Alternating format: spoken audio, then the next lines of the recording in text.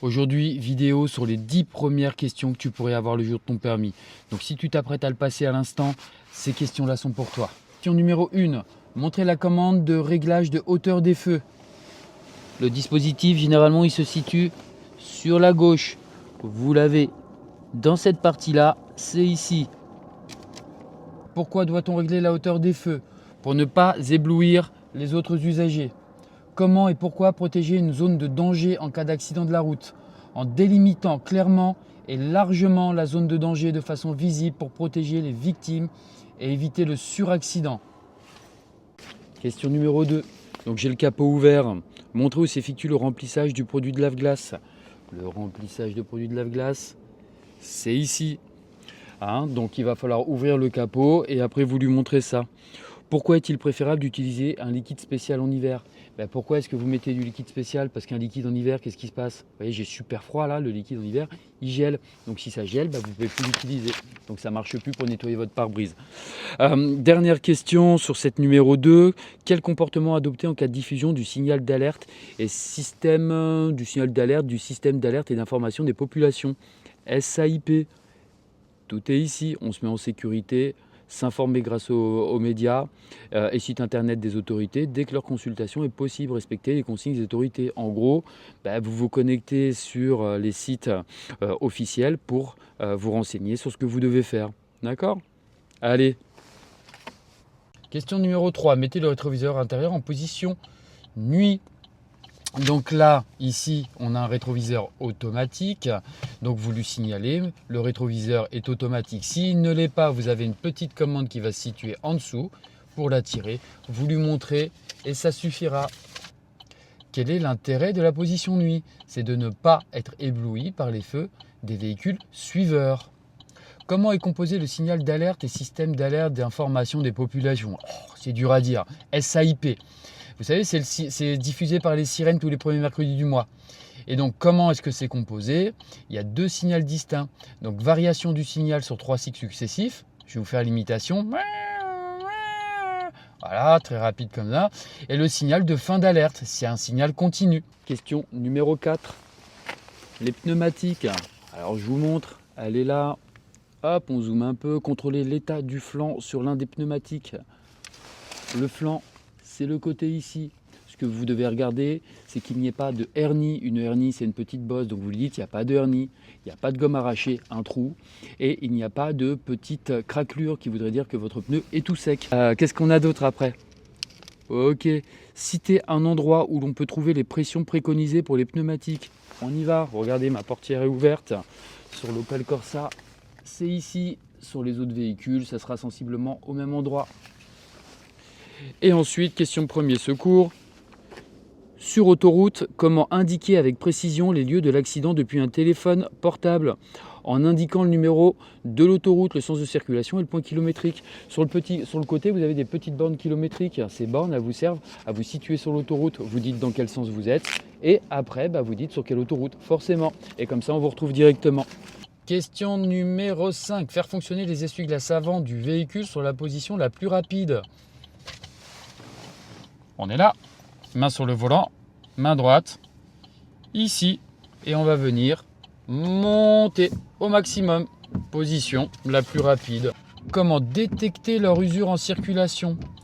En cas de pluie, lorsqu'ils laissent des traces sur le pare-brise. S'il y a plein de traces et du bruit quand ils passent, c'est pas bon signe. Dernière question, comment vérifier la respiration d'une victime? Regardez si le ventre et la poitrine se soulèvent et sentir de l'air à l'expiration. Vous mettez votre doigt au niveau du nez, voilà, vous essayez de sentir. Vérifier l'état et la propreté des plaques d'immatriculation. Donc les plaques d'immatriculation à l'avant et à l'arrière. On vient, on regarde. Donc quand on demande l'état et la propreté, est-ce qu'elle est cassée? Non.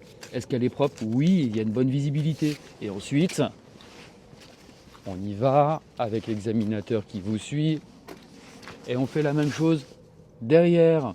Elle est propre et elle offre une bonne visibilité. Nickel. Deuxième question sur cette question 6. Quelles sont les précautions à prendre en cas d'installation d'un porte-vélo? Quand vous installez le porte-vélo, il faut que la plaque d'immatriculation elle reste visible, ainsi que vos feux. Si vos feux ne sont pas visibles, il faudra rajouter ce qu'il faut des feux supplémentaires. Qu'est-ce qu'une perte de connaissance? Sur la question 6, c'est lorsque la victime ne répond pas et ne réagit pas, mais qu'elle respire encore. Question numéro 7. Vérifiez la présence du gilet haute visibilité. Donc, chez nous, il a été mis dans la boîte à gants. Venez pas caresser la cuisse de l'inspecteur ou de l'inspectrice. Dites-lui, excusez-moi, il est dans la boîte à gants, il va s'écarter légèrement. En cas de panne ou d'accident, quel autre accessoire de sécurité est obligatoire? Le triangle de présignalisation. Alors, si un dégagement d'urgence de la victime est nécessaire, où doit-elle être déplacée? Donc dans un endroit suffisamment éloigné du danger et de ses conséquences. C'est l'histoire de, si vous devez dégager la personne parce que c'est en train de prendre feu pas loin et que vous avez accès à la personne et que vous pouvez la sauver, vous la dégagez pas de 2 mètres et elle va prendre feu après aussi, suffisamment loin pour qu'il n'y ait pas de suraccident.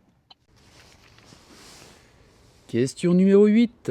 Montrez où s'effectue le contrôle du niveau de liquide de frein. C'est parti. Liquide de frein. Vous êtes sorti de la voiture, vous avez ouvert le capot, il est ici. Donc on vient vérifier entre le mini et le maxi. Alors on ne le voit pas forcément très bien, mais c'est à peu près ici. Donc vous vérifiez entre le mini et le maxi. Et c'est tout, voilà, vous lui montrez ça. Quelle est la conséquence d'un niveau insuffisant de liquide de frein? La conséquence d'un niveau insuffisant de liquide de frein, c'est une perte d'efficacité de freinage. Donc forcément, il va falloir aller au garage. Si il manque du liquide de frein, ça peut être dû à 2 choses. Une fuite ou finalement les paquettes de frein qui sont très usées. En cas de panne ou d'accident, quel équipement de sécurité doit être porté avant de quitter le véhicule? On porte toujours le gilet jaune, ça nous permet d'être mieux vu des autres usagers, c'est quand même mieux, même en journée. Vous pouvez, gilet jaune ou gilet haute visibilité, utilisez le terme que vous voulez, à partir du moment où c'est compréhensible, ça passe. Question numéro 9. Vérifiez la présence du certificat d'immatriculation du véhicule ou carte grise. Alors ça, vous demandez à votre moniteur, mais dans la plupart des cas, on le met où? Dans la boîte à gants. Chez nous, c'est ici. Qu'est-ce qu'on a d'autre après? Quels sont les autres documents obligatoires à présenter en cas de contrôle par les forces de l'ordre? Donc l'attestation d'assurance et le permis de conduire. Pourquoi l'alerte auprès des services de secours doit-elle être rapide et précise? Et donc pour permettre aux services de secours d'apporter les moyens adaptés aux victimes dans le délai le plus court. Forcément, si la personne elle est en arrêt cardiaque, il faut être précis pour que la personne, on puisse lui ramener exactement ce qu'il faut pour l'aider. Question numéro 10. On va contrôler l'état. Hop, je vous montre l'état de tous les balais d'essuie-glace du véhicule. De tous les balais, c'est à l'avant et à l'arrière. Vous les prenez, alors là j'ai le capot d'ouvert, votre capot il sera baissé. Vous regardez comme ça en soulevant un petit peu, vous les touchez, vous regardez s'ils sont pas secs ou pas craquelés. Et ça suffira. Vous faites ça sur le premier, vous faites ça sur le deuxième. Et après, vous allez avec l'inspecteur sur le dernier. Vous remontez comme ça et vous faites votre petite inspection. Ok, ils ne sont pas secs, ils ne sont pas craquelés, ils sont en bon état. C'est tout.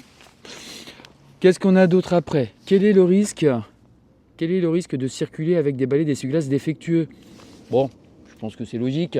Mais concrètement, vous avez une très mauvaise visibilité en cas d'intempérie.